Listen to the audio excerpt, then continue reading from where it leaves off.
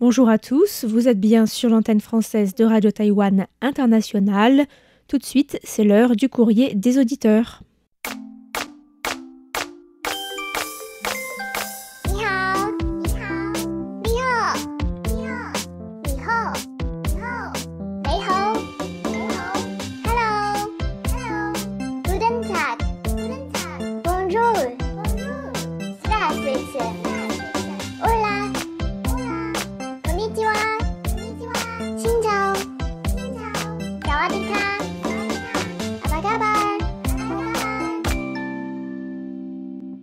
，Bonjour à tous et bienvenue sur Radio Taïwan International.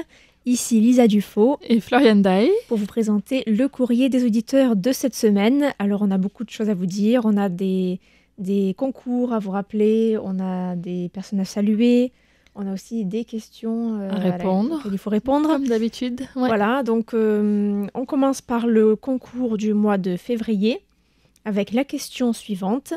C'est pas vraiment une question, en fait il faut nous envoyer un commentaire sur l'émission Baguette et Bubble Tea quand on a accueilli les étudiants de l'Université nationale de Taïwan dans On en parle à Taïwan.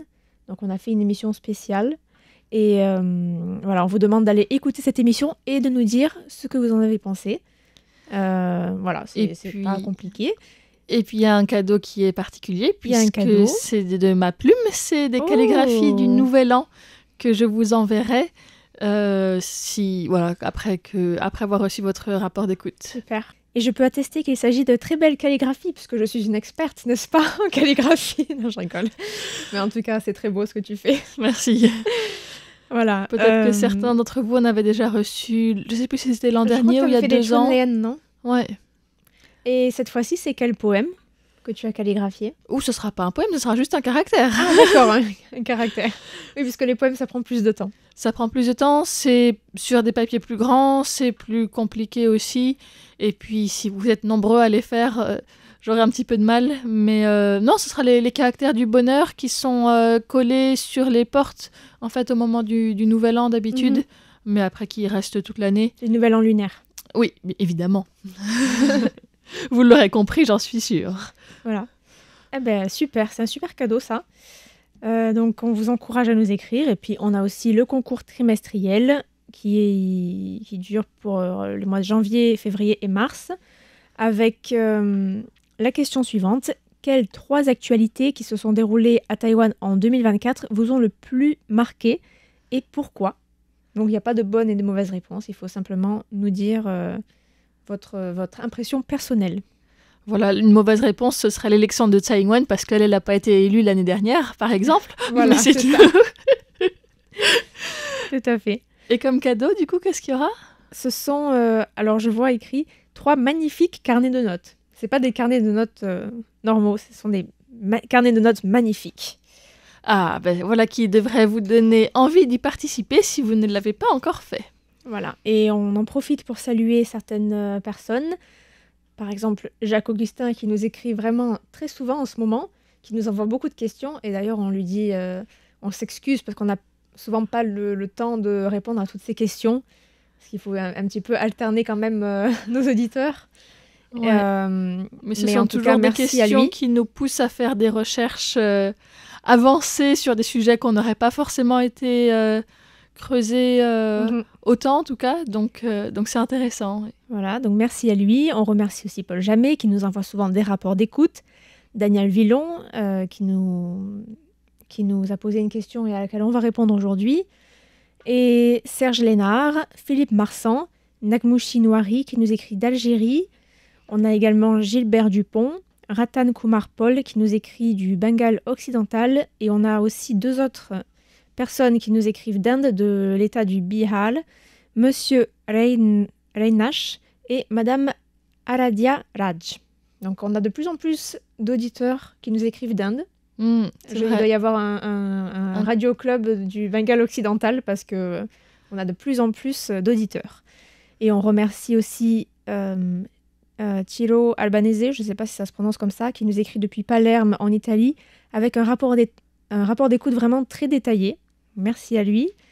Et Elisabeth Oliviera, Mustapha Bari et Med Bari qui nous écrivent de Tunisie et également Nissa Fadri de Tunisie également Et enfin, Nicolas Pénarin qui nous écrit de France. Voilà, merci à tous et continuez à nous envoyer des courriers, des rapports d'écoute.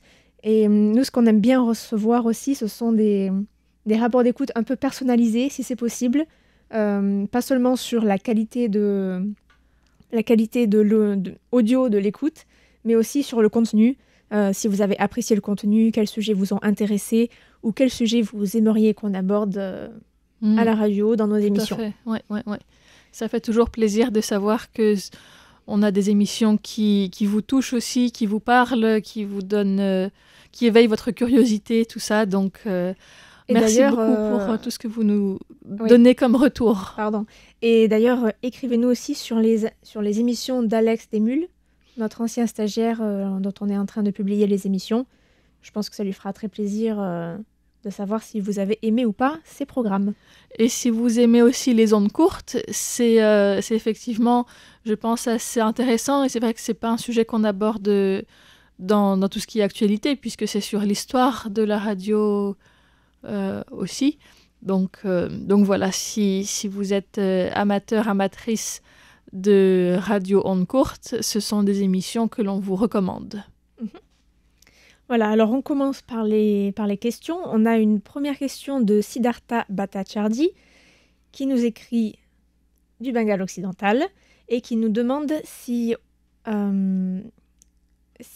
Taïwan célèbre la journée mondiale de l'épilepsie et combien il y a de cas d'épilepsie à Taïwan.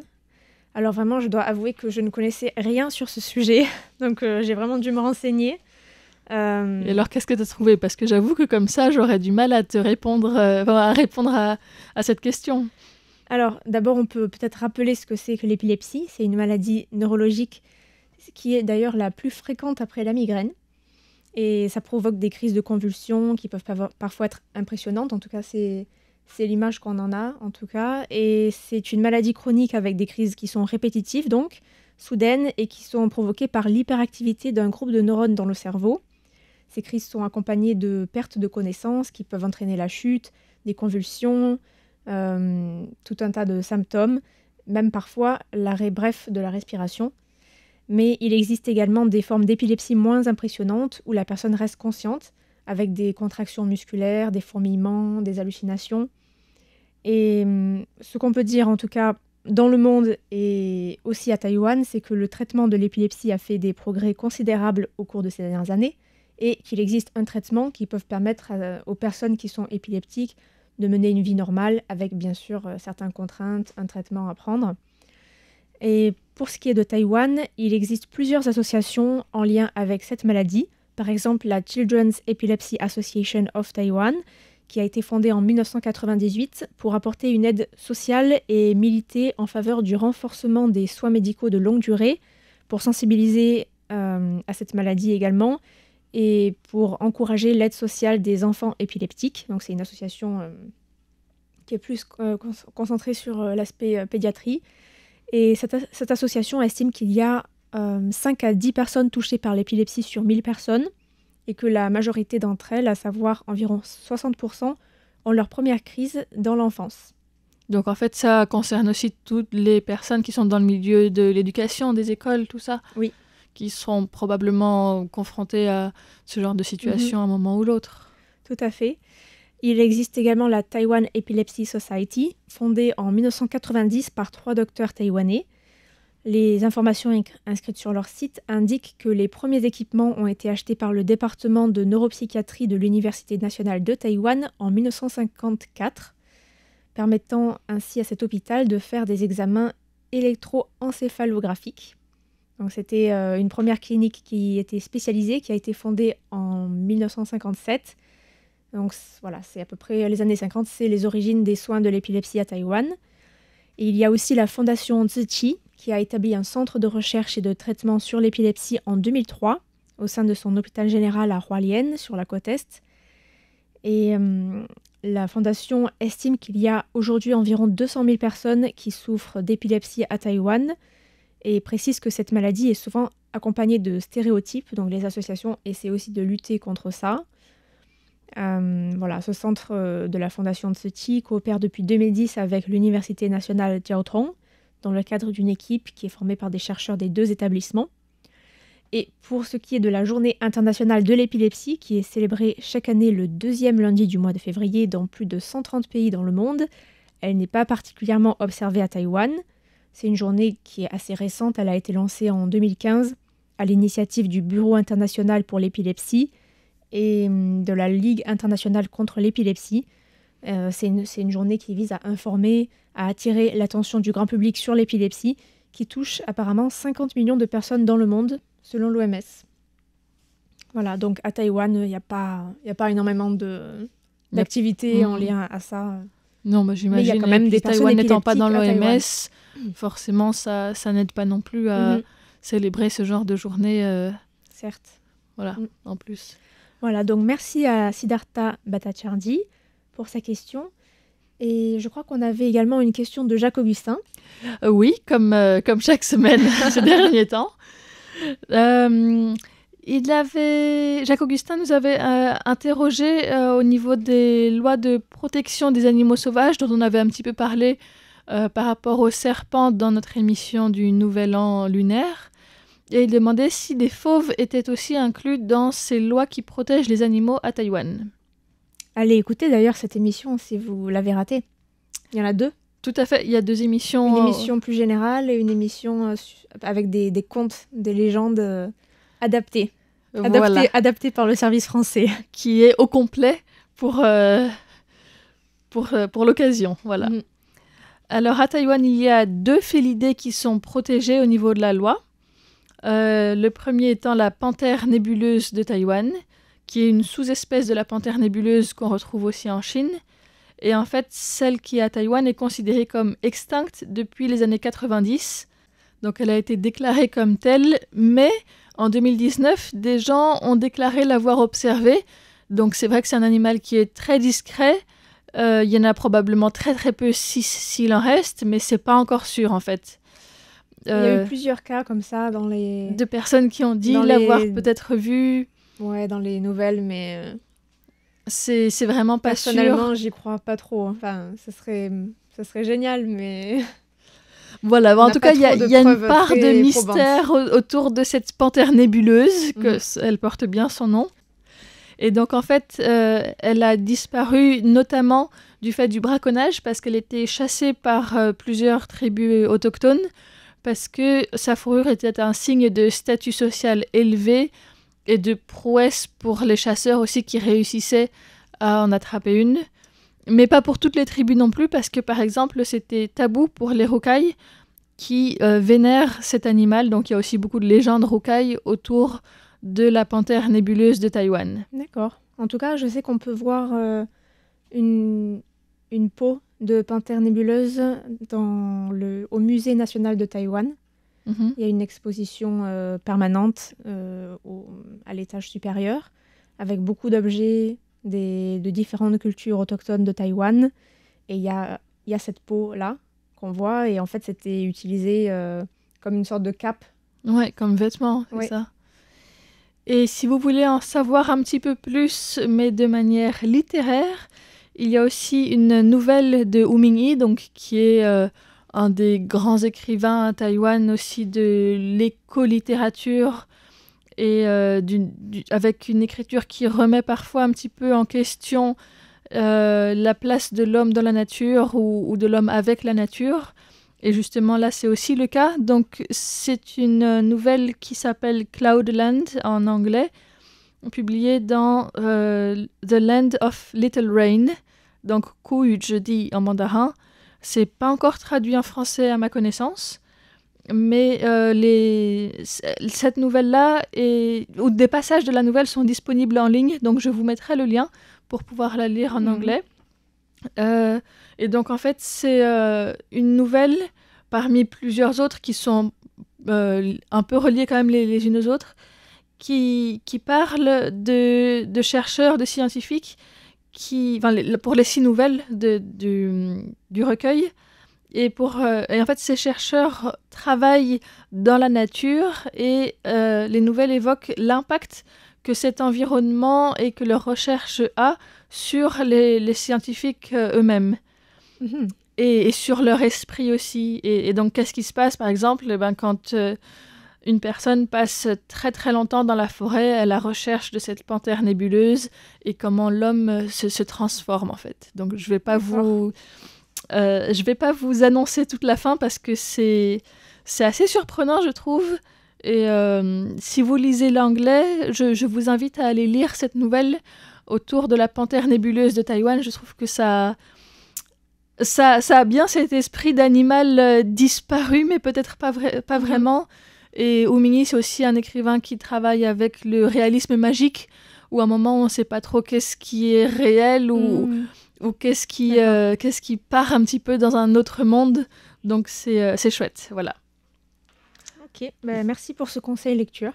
Et donc, ça, c'était pour le premier félin protégé, mais donc potentiellement déjà éteint à Taïwan. On peut quand même dire que les chats aussi sont protégés à Taïwan. C'est pas protégé, il n'y a pas un statut particulier, mais il y a un statut d'animal de compagnie où, par exemple, c'est interdit de tuer un chat dans la rue ou des choses comme ça, quoi. Oui, alors là, je pense que cette question de protection des animaux sauvages n'était pas par rapport à l'existence de loi par rapport à tous les animaux. Mais bon, ça reste un animal sauvage, mi-sauvage, mi-domestiqué. Alors, justement, un autre animal sauvage, cette fois-ci, qui est protégé aussi à Taïwan, c'est le chat léopard, qui est donc une espèce sauvage, qui a à peu près la taille d'un chat, mais qui est avec des pattes plus fines et une petite tête, et qui existe surtout dans les districts au centre de Taïwan, donc entre Miaoli, Taichung et Nantou principalement, dans les montagnes de basse altitude, et qui sont observés de temps en temps ces dernières années aussi dans des comtés voisins, donc Hsinchu, Changhua, Jiayi et même Tainan, et Yunlin aussi. Donc depuis 2019, plusieurs chats léopards ont été observés dans le comté de Yunlin, ce qui n'avait pas eu lieu par exemple depuis 1988. Donc on voit de temps en temps certaines images capturées à certains endroits où il n'y en avait plus. Donc j'ai l'impression qu'il y a un regain d'activité ou peut-être une population qui augmente doucement pour les chats léopards, mais ça reste un animal qui est très très discret. Et les images ont été capturées grâce à des caméras infrarouges attachées. Est-ce que tu devines où elles étaient attachées, les caméras infrarouges? Aux arbres? Non. À des chats? À des macaques formosans. Voilà, donc ils utilisent les singes pour essayer de repérer les chats, parce que les chats léopards doivent grimper aussi beaucoup, j'imagine. Et donc, ça alors? Voilà, ouais, donc certains chats ont été observés à différents endroits, en fait, dans les années 2010-2020. Et il y a aussi eu la réintroduction dans la nature de 2 jeunes chats léopards en 2020 qui ont ensuite été repérés à Yunlin. Donc ils sont toujours à Taïwan. Donc voilà, il y a une petite présence des chats léopards. Leur nombre est estimé à moins de 1000. Voilà, autour de 500 peut-être. J'avais des chiffres de 2019. J'ai l'impression, au vu des actualités qui disent qu'il y a plus d'observations, qu'il y en aura un peu plus probablement, mais ça reste une espèce qui est menacée d'extinction et protégée. Et il y a souvent des informations où on entend que les chats léopards se font renverser par des voitures sur la route, malheureusement. Ouais. Et d'ailleurs, il y a un pont qui a été créé à Miaoli pour permettre aux chats léopards de traverser une rivière. Je ne sais plus exactement quelle rivière c'est, mais bon, c'est à Miaoli. De traverser donc la rivière dans une sorte de tuyau. Donc c'est un pont protégé pour qu'ils évitent en fait le pont où il y a les voitures. Oui, mais il y a parfois des passages au-dessus ou au-dessous des autoroutes, par exemple, mais c'est vrai que pour les rivières, ça peut être très intéressant. Donc, celui-là, il a été construit en janvier 2021. D'accord. Et donc, bien sûr, ils ont mis des caméras pour observer les chats léopards qui empruntent ce pont. Et j'imagine que d'autres animaux en profitent aussi, parce que du coup, c'est pas réservé. il y a des chats normaux, on va dire, aussi qui l'empruntent. Et sans doute d'autres animaux. Voilà, donc c'est tout pour les félins protégés à Taïwan. On remercie Jacques-Augustin pour cette question. Et puis, je pense que tu avais encore préparé une question. Tu avais annoncé tout à l'heure de Daniel Villon. Oui, alors Daniel Villon demandait pourquoi le critère d'éligibilité au système de soins de longue durée est de 55 ans pour les autochtones et de 65 ans pour les non-autochtones. Donc elle demandait comment ça se fait qu'il y ait une différence, est-ce que c'est pas une forme de discrimination? Et alors ce qu'on peut dire, c'est que déjà, il ne s'agit pas de la gratuité des soins, mais d'éligibilité pour le système de soins de longue durée qui vise à accompagner les personnes âgées et en situation de handicap dans le processus de vieillissement et dans les maladies qui vont avec. Ce système comprend certaines aides, comme par exemple un certain nombre d'heures d'aide à domicile qui peuvent être accordées selon les besoins. Et il faut aussi rappeler que c'est quelque chose de plutôt récent qui est arrivé en 2016 avec le système de soins de longue durée 2.0, parce que dans le système 1.0, il n'y avait pas de différence d'âge pour les autochtones. On peut déjà dire que le système de soins de longue durée prévoit aussi un critère d'âge inférieur pour les personnes en situation de handicap, où le critère d'âge est de 49 ans. Pour les personnes atteintes de démence, c'est de 50 ans. Et ces exceptions ne sont pas du favoritisme, mais visent plutôt à réparer ou à corriger des inégalités qui existent de facto dans la société taïwanaise. Alors tout d'abord, il y a l'accès aux soins qui est moindre dans les régions autochtones montagneuses. Ensuite, de manière générale, les communautés autochtones ont en moyenne des revenus plus faibles, un taux de chômage plus élevé, un niveau de diplôme inférieur, un pouvoir d'achat moindre. Tout ça se retrouve aussi au niveau des dépenses de santé. Et enfin, les autochtones ont aussi une espérance de vie inférieure aux non-aborigènes. Et toutes ces inégalités sont souvent créées ou renforcées par des politiques de développement économique qui favorisent plutôt les centres urbains et tendent à marginaliser les régions reculées, et en particulier les régions montagneuses, où il y a beaucoup d'autochtones qui vivent. Et donc, c'est cette logique-là qui fait qu'on a installé ce critère d'âge qui est moins élevé pour les autochtones. Donc, c'est pas vraiment du favoritisme, mais plutôt un pansement mis sur une blessure qui est aussi causée par le gouvernement, en fait. Voilà. Et c'est aussi sur cette même logique que certains lieux sont gratuits pour les autochtones de 55 ans et plus, et pour les personnes non autochtones de 65 ans et plus. Par exemple, c'est le cas du musée d'art contemporain de Taipei, ou encore le musée d'archéologie de Chesanhan à Bali, dans le Nouveau Taipei, mais aussi bien d'autres endroits auxquels je ne pense pas maintenant, mais il y a souvent des réductions comme ça pour favoriser l'accès en fait, à certains services. Je pense que ça fait peut-être aussi partie des politiques de justice transitionnelle pour essayer de, quelque part, réparer un petit peu ce qui a été fait aux autochtones pendant les périodes précédentes de l'histoire où ils ont beaucoup souffert.